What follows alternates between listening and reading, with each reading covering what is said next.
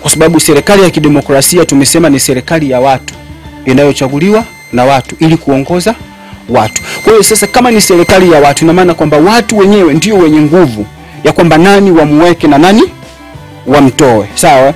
Na ni chama kipi wakiweke na ni chama kipi wakitoe, na sio kwamba serikali ipange. Lakini wakati huo tunaenda kwenye uchaguzi mkuu ambao utakuwa kidogo una maajabu mengi.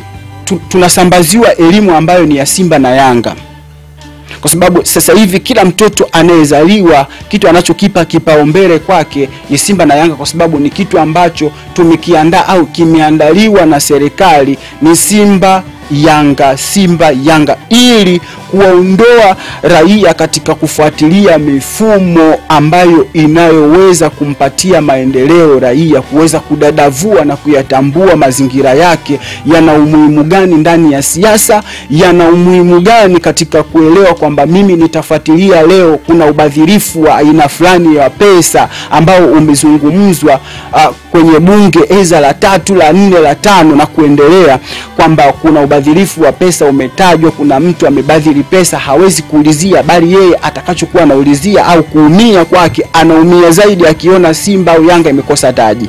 Kwa hiyo tumeuondoa hadhi uchaguzi.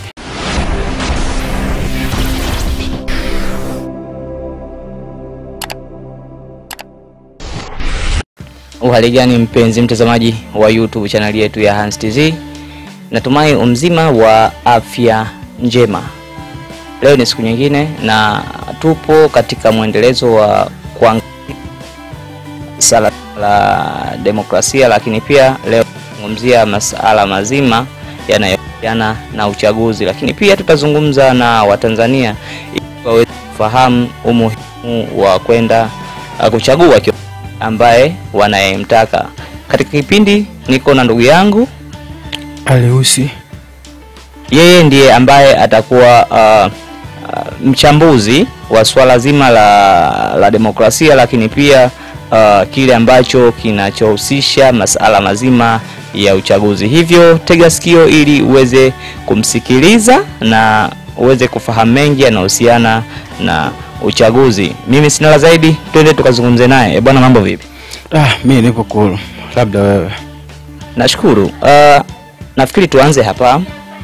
Mtazamaji anataka kufahamu kuhusiana na, kwanza kama ambavyo nimetangulia kusema, demokrasia ni nini, lakini pili anataka kujua haki zake za kikatiba katika masuala mazima ya uchaguzi. Maana tumeona vyama vingi vimekuwa sasa vinapita kunadi sera zao na ilani ya chama na kuwashawishi wananchi waweze kuchagua kiongozi ambaye kwao wanaona anaweza akawasimamia vizuri katika kuhakikisha taifa hili na kwa sehemu salama, lakini pia maendeleo mapana kwa ajili ya taifa hili. Karibu.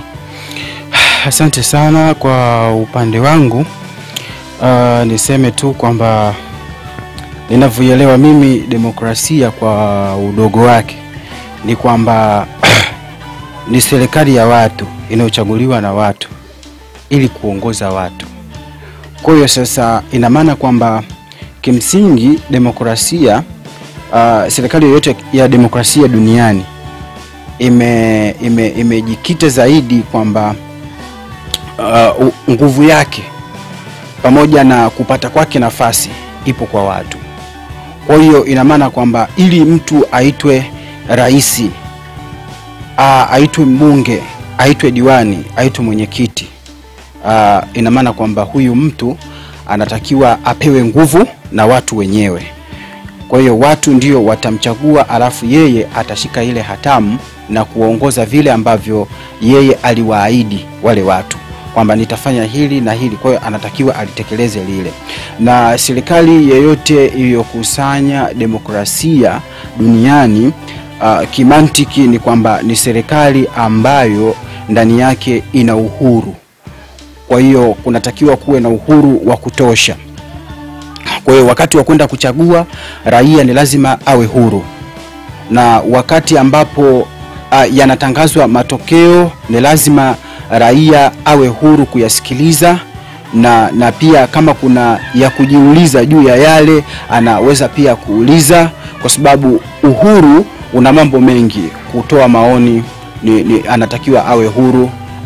Ina maana kwamba tunapozungumza serikali ya kidemokrasia inakusanya pia yani ile power ya maoni au power ya kuzungumza ya wale raia kwamba hiki kinafaa au hiki hakifai, na ni lazima yapokelewe yale maoni ambayo yanaonekana kwamba haya maoni ni mazuri na yataleta faida kubwa katika taifa. Kwa hiyo inakusanya vitu ambavyo vitakuwa na mantiki nzuri ya taifa. Lakini kwa kifupi ni serikali ambayo yani tuseme kwamba ina package zote ambazo zinazotakiwa katika mazingira rasmi ya raia wa nchi hiyo ambayo imeamua kuingia kwenye mfumo wa kidemokrasia.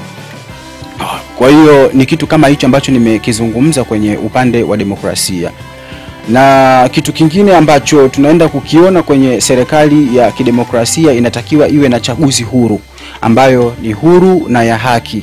Ina maana kwamba msikilizaji wa zile sera za kila chama anatakiwa awe huru wakati wa kusikiliza, bila kushurutishwa kusikiliza na bila kushurutishwa eza kukubali kitu kwamba hiki lazima tukikubali kitakwenda hivyo.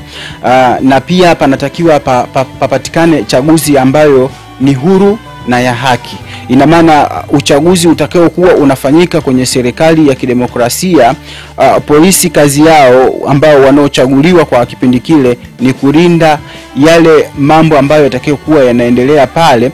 Ina maana kama ni kulinda tu raia, na sio kwamba kuwatumilia mabavu kwamba labda mkawatoe majumbani waende wakapige kura, labda kufanya hivi. Hapana, pale kinachotakiwa ni kulinda vile vitu ambavyo vinavyotakiwa kama tunavyolindwa kila siku, kwa sababu raia kila siku tunalindwa.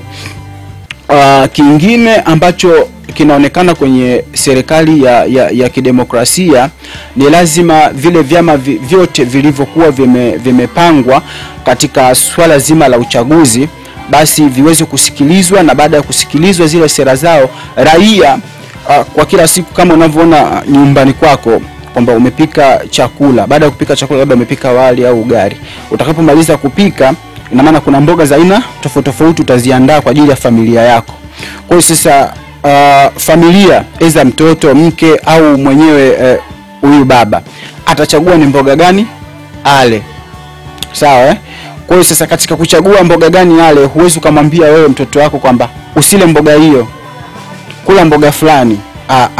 Sio mantiki. Mantiki ni kwamba umeziandaa zile mboga kufuata mapendezeko ya watoto kwamba atakula mboga fulani. Sawa Atakaye kwa yeye amefanyaje, ameridhia. Anawezekana akaonja kule kuonja na kupita kuonja na maana anasikilizia taste nzuri ya chakula. Kwa hiyo atakayoiona ile mboga kwamba taste yake iko vizuri, atakuwa anafanyaje, ataila. Ndiko ni huku kwenye masuala ya vyama vingi kwamba watasikiliza zile sera pamoja na zile irani za vile vyama, alafu baadaye atachagua kwamba ni chama gani mimi nikiendee. Ukiweka wapi? Madarakani, kwa sababu kina full package ya maisha ya Mtanzania wa kila siku. Labda ameondoa tozo, sawa, labda amefanya umeme labda shilingi 20,000 au free kwa kila nyumba, ila atalipa tu ya zile tunazoita kodi, sawa. Yani tunasema labda kwamba kama tunavyofanya sasa hivi kwamba unaponunua nani labda umeme umeisha kwenye nini mazingira ya Ruku, utakatwa tozo, ambapo kwa sasa hivi nafikiri sijui kama shilingi 2,000 kwa jengo. Maana sasa hivi tumeingia kwenye mfumo wa majengo kwamba tunalipia na jengo. Kwa hiyo unaweza kukuta kila mwezi unalipia 2,000 au 1,500. Kwa hiyo pia ataangalia kwamba je, kuna maslahi ya kielimu, kuna maslahi ya ajira, kwamba mzungumzaji labda kama ni rais pamoja na chama na ilani ya chama inazungumziaje kuhusiana na swala zima la elimu kwa kila Mtanzania, swala la ajira, masuala ya umeme, masuala ya miundombinu kama vile barabara, maji, masuala mazima ya afya, wameipa vipi vipaumbele ambavyo vya kumnufaisha raia, imeondoa vipi ile mikabashingo ya ambayo inayomkabili raia. Kwa hiyo atakapoona pana nafuu, pana ili ya kupumulia, takiwa aweze kura yake na kuipa kile chama nafasi. Na kama ni sera tu za mtu mmoja mmoja, mfano labda ni mbunge au diwani amezungumza vizuri na kwamba kweli ana matashi na utendaji wa kweli katika jimbo au katika ile kata, basi atapewa nafasi na akaondolewa mwingine. Kwa hiyo hii inampa, tunaposema kwamba kuondoa na kuweka, tunamaanisha kwamba ni kura. Sawa? Kwa wakati huo kwamba tumesema ni serikali ya watu, ina maana mtu apewe nini? Anapewa ile raia, kwamba atapewa nguvu, au raia ndio mwenye nguvu, kwa sababu serikali ya kidemokrasia tumesema ni serikali ya watu inayochaguliwa na watu ili kuongoza watu. Kwa hiyo sasa kama ni serikali ya watu, ina maana kwamba watu wenyewe ndio wenye nguvu ya kwamba nani wamuweke na nani wamtoe. Sawa? Na ni chama kipi wakiweke na ni chama kipi wakitoe, na sio kwamba serikali ipange. Sawa? Kwamba sisi ndio tunastahili. Sio mantiki. Maana tunaziona zipo chaguzi, mfano tukiangalia chaguzi zilizopita za kura za maoni, wananchi wamefanya election, wamechagua na viongozi wao ambao wanawaona kwamba wanastahili, lakini baadaye yanakuja majibu ya aina tofauti. Huu sio uchaguzi wa kidemokrasia. Demokrasia ni kwamba ni lazima yule aliyechaguliwa na wananchi, kwa sababu tunategemea kuona kwamba mwananchi amepewa power. Sawa? Ina maana kwamba mwananchi ndio anatakiwa afenyeje? Aogopwe na serikali, aogopwe na vyama vyote vya siasa, kwamba mimi nitakapofanya makosa baada ya kupewa hii nafasi, raia ana uwezo wa kuniondoa kwa njia ya kura. Kwa hiyo kura inatakiwa kiangalia, tunaona kwamba ya kuelewa mantiki nzima au thamani ya kura. Thamani ya kura, kama serikali itakuwa inaielewa thamani ya kura, basi nina imani kwamba wangekuwa wanamsikiliza raia, kwa sababu raia ndio mwenye kumweka mtu madarakani na toa chama madarakani. Lakini sasa tunavyoangalia tunakuta kwamba kuna magepu makubwa ambayo hayaendani na demokrasia. Lakini wakati huo tunaenda kwenye uchaguzi mkuu ambao utakuwa kidogo una maajabu mengi. Tunasema kwamba tunaenda kwenye uchaguzi ambao ni wa kidemokrasia, ambao umebeba haki, uhuru, sawa, na mshikamano wa kweli wa taifa letu ambao tumeuhitaji wenyewe, na tukaona kwamba tufanye kwamba nchi yetu ni ya kidemokrasia. Lakini sasa ukija ukiangalia unakuta kwamba kuna baadhi ya vyama tayari vimeshajiondoa kwenye uchaguzi kwa kuangalia zile tunasema ni system zenyewe zilivyo, kwamba sio za kidemokrasia.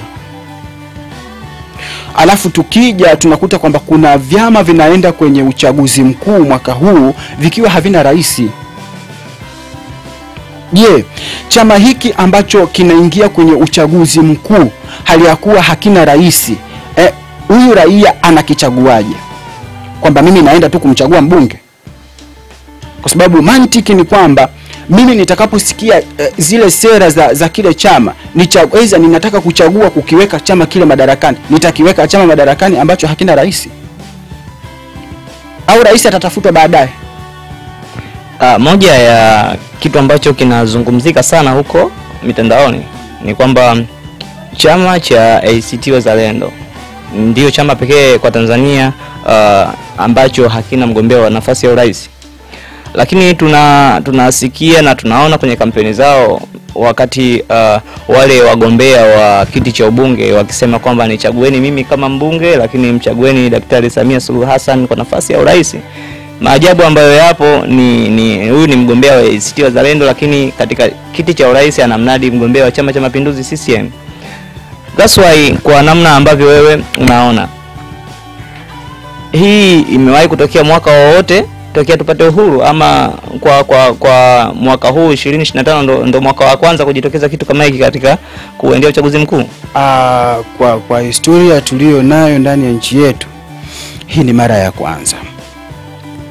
kwa sababu tunaona tu kwamba sio ACT Wazalendo peke yake, lakini pia tunaona pia kwenye Chauma kwamba tunaunga mkono juhudi pamoja na zile sera za mama na ilani zake. Kwa sasa hapa hatuna maana kwamba tumeingia kwenye mfumo wa vyama vingi, kwa sababu mfumo wa vyama vingi, na kama tumeuchagua na tumeukubali, demokrasia ya kweli ni ile ambayo kila chama kitajinadi sera zake yenyewe, ikiwa ina full package ya rais wa bunge na pia itakuwa ina sera zake na ilani zake.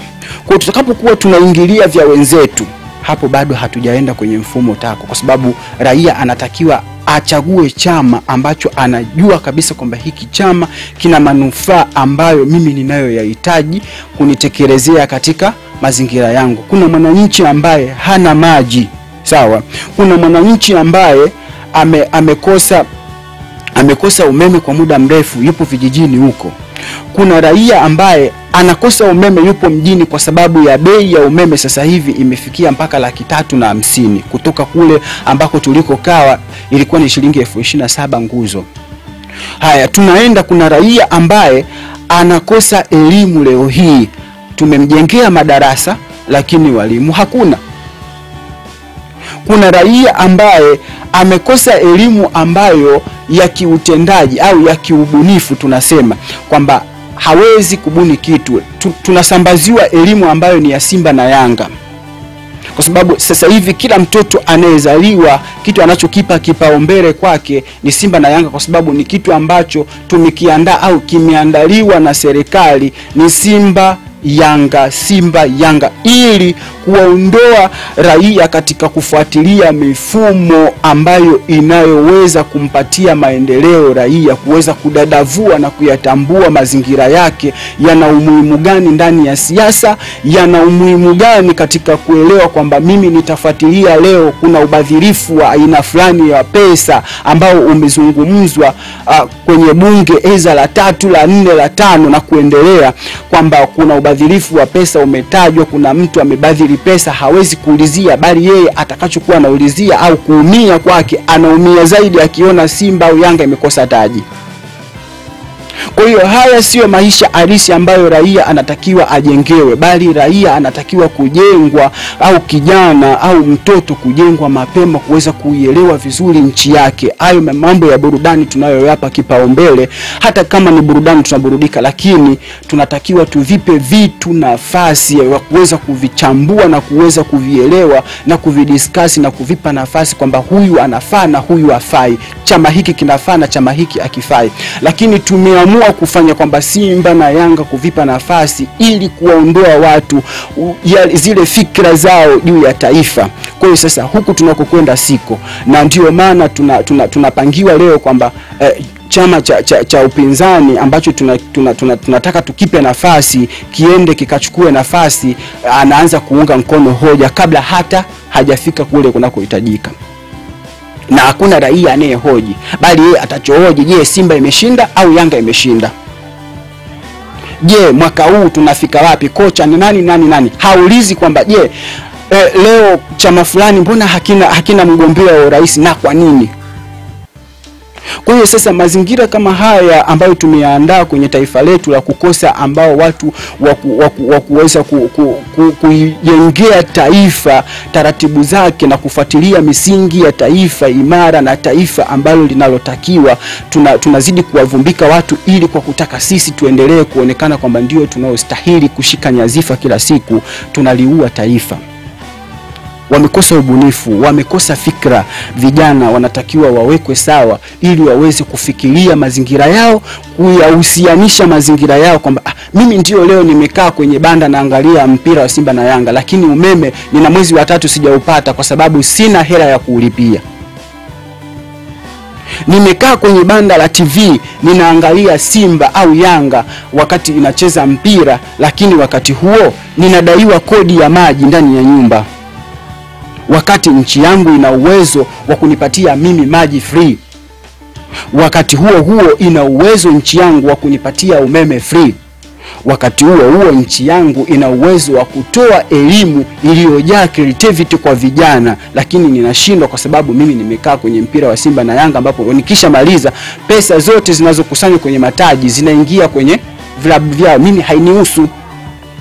Lakini yanayonihusu ambayo yatakayolijenga taifa langu ni haya ya kuyapigania sasa hivi huku tunakokwenda kwenye hili taifa. Kwa hiyo kura ambayo tunasema ina maendeleo ni kura ambayo aliyopewa mwananchi nafasi, kwamba huyu mwananchi anajaliwa. Atakaposema mimi huyu simtaki, basi mwananchi anasikilizwa kwa urahisi. Hii ndio demokrasia. Na vyama huwezi kuvipangia wewe kwamba chama fulani basi rais wake niwe mimi. Sawa? Hiyo sio demokrasia tunayozungumza, kwamba rais niwe mimi alafu mbunge atoke ACT Wazalendo. Wapi tunaenda? Kama tulitaka demokrasia ya namna hii tangu kabla ya uhuru au baada ya uhuru au baada ya kuona kwamba mfumo wa vyama vingi unatufaa, kwa nini tusiwaambie watu na kuwafundisha watu mifumo ya aina hiyo, kwamba ninaweza nikawa mimi mbunge wa nini ACT Wazalendo lakini rais wangu akafu? Labda kutokana kile ambacho kinaendelea kwa upande wa chama cha ACT Wazalendo, kwa mtazamo wako chama kina maamuzi gani kusitisha kuendelea na uchaguzi, kuwaunga mkono watu wa chama cha Demokrasia na Maendeleo Chadema kwa kile ambacho wamekifanya, ama ACT Wazalendo kwa sasa waendelee tu hivyo hivyo? Ili kwa ushauri wa kwangu mimi mdogo kabisa wa kutoka kwenye akili yangu mimi finyu, ni kwamba ACT Wazalendo walistahili kujiondoa kwenye uchaguzi, kwa sababu raia anatarajia kusikia ilani ya chama chochote pamoja na zile kampeni za chama chochote ambacho kimekamilika, kina rais, kina mbunge. Hata atakapoamua kwa nguvu yake kwamba nataka nikiweke madarakani, anajua ninakiweka chama hiki madarakani kutokana na sera zake zilizokuwa bora katika taifa hili, kikiwa kina completely, kina rais, kina wabunge, kina madiwani. Nje ya hapo hiko sio chama. Huwezi ukaniambia leo chama nimependezekwa nacho, kina irani mzuri, sawa, kina sera mzuri, alafu uniambie nimchague diwani au mbunge, alafu rais nikampe mwingine ambaye irani zake pamoja na sera zake zinakinzana na maendeleo yangu ninayoyahitaji. Kwa hiyo sasa hapa tukiangalia tunakuta mfano kama Chauma kwa kauli zake, baba wa ubwabwa anasema kwamba anamuunga mkono sera za rais wetu, kwamba ziko vizuri kwake yeye, sio kwa wananchi. Je, mwananchi tumemsikiliza na tukamuelewa? Kwa hiyo haya tunayoyapanga hayaendani na mfumo ambao tuliouingia au tuliouhitaji. Ifike pahala tuseme kabisa kwamba sisi hatuna haja ya huu mfumo wa vyama vingi, tujiondoe mapema, tusijizalilishe.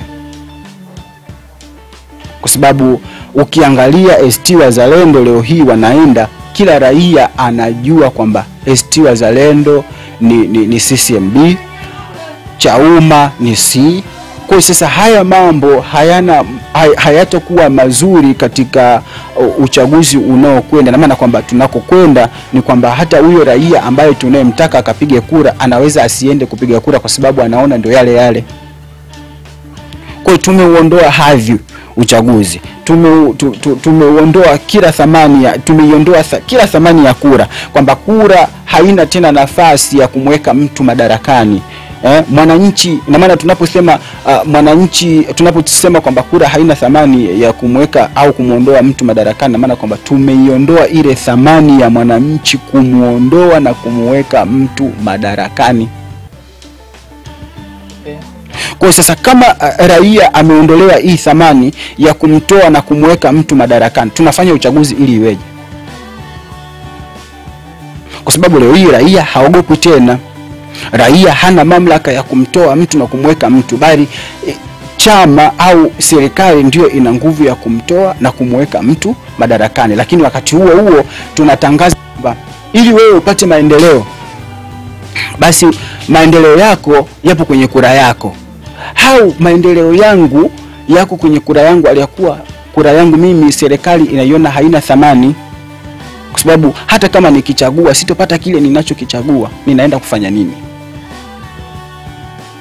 Ninaenda kwenye uchaguzi kubadilisha nini? Kwa sababu malengo nibadilishe pale nilipokaona palikosewa. Kulikuwa na tozo. Mimi ninatozwa kwa kila kitu. Mimi ninanyanyasika katika nchi yangu.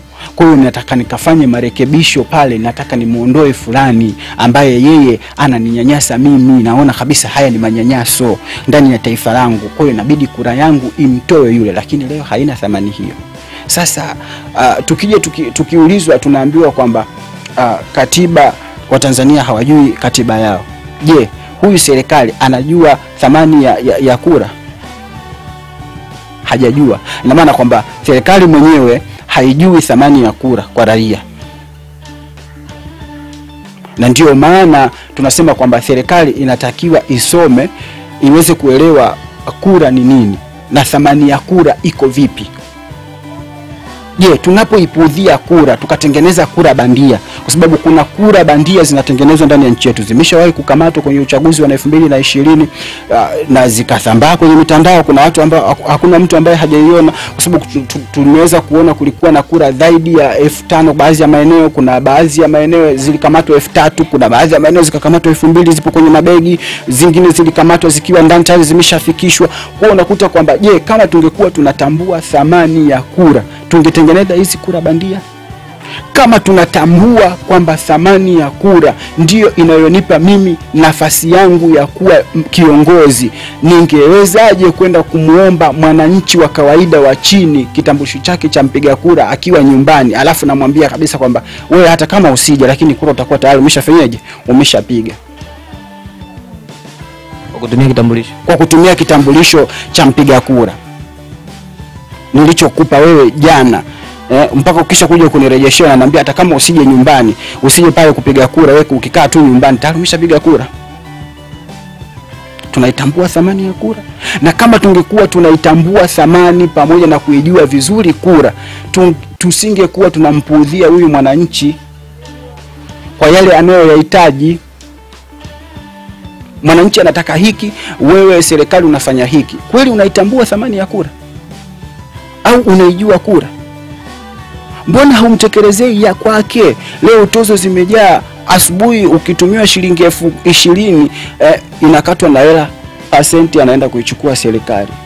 Mwananchi amekuwa maisha yake ni ya ajabu, maisha ambayo sio rafiki katika mazingira yake. Kwa hiyo sasa tukija tukiangalia tunakuta kwamba kura kwa sasa hivi haina thamani. Serikali hajajua thamani ya kura.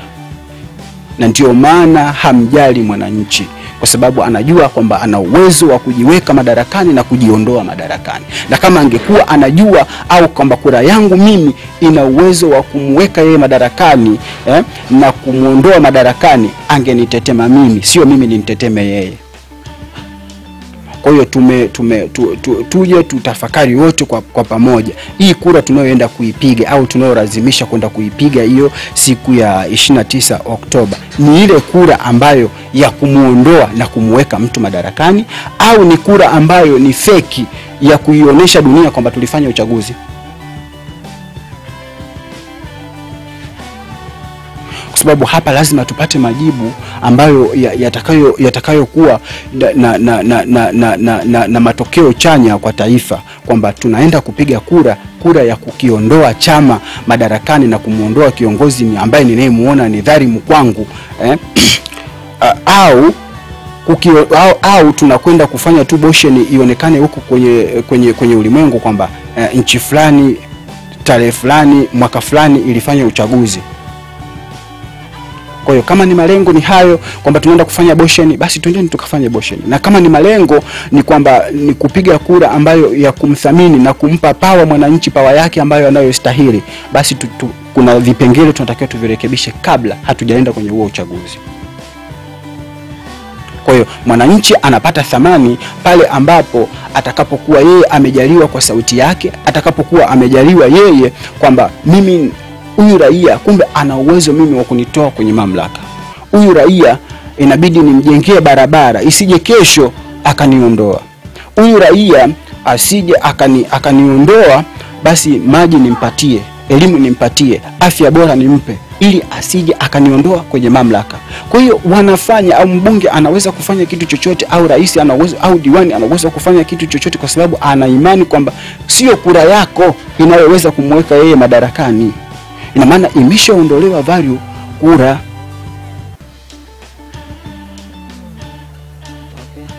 Kwa sasa, kwa kumalizia, tunasema kwamba nchi yetu inaenda kwenye uchaguzi wa maajabu, uchaguzi ambao haumpi thamani yule anayestahili kutoa na kuweka.